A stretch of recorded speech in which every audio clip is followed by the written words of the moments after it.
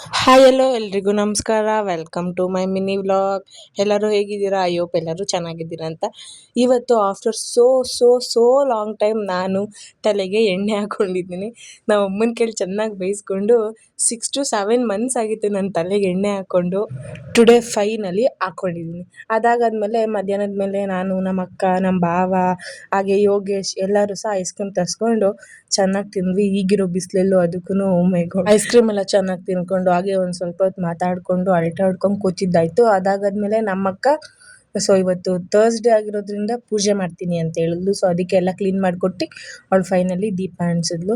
ಅದಾಗಾದ್ಮೇಲೆ ನಾವಿಬ್ಬರು ಎಲ್ಲಿಗೆ ಹೋಗ್ತಾ ಇದ್ದೀವಿ ಅಂತಂದರೆ ಹಾಸ್ಪಿಟಲ್ಗೆ ಹೋಗ್ತಿದ್ದೀವಿ. ಯಾಕಂತಂದರೆ ನನ್ನ ಕಣ್ಣು ಸ್ವಲ್ಪ ರೆಡ್ ಆಗಿತ್ತು. ಅದು ನನಗೆ ಒಂದು 2 to 3 ಸತಿ ಅದೇ ಥರ ಆಗಿತ್ತು. ಯಾಕೆ ರಿಸ್ಕ್ ತಗೊಳ್ಳೋದು ಅಂತಂದ್ಬಿಟ್ಟು ಮನೆ ಹತ್ರದಲ್ಲಿರೋ ಡಾಕ್ಟ್ರ್ ಹತ್ರನೇ ಹೋಗಿ ಎಲ್ಲ ತೋರಿಸ್ಕೊಂಡು ವಾಪಸ್ ಮನೆಗೆ ಬಂದ್ವಿ. Subscribe to my channel. Thank you.